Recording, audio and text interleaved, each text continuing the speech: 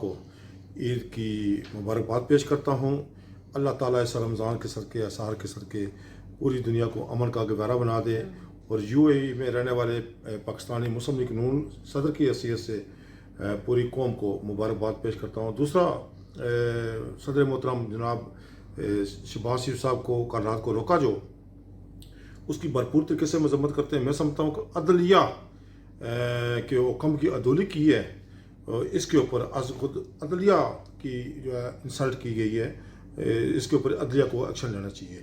برکاف انشاءاللہ مسلم لیگ نون نے خوشاب کا جو جیت ہوئی ہے، آئندہ کوئی بھی الیکشن ہوگا پاکستان میں تو مسلم لیگ نون بھرپور طریقے سے جیتے گی انشاءاللہ، اور میاں محمد نواز شریف صاحب کا بیانیہ جو ووٹ کو عزت دو، وہ انشاءاللہ قوم اور پوری قوم ابھی یکسوئی کے ساتھ اپنی ووٹ کی حفاظت خود کر رہی ہے۔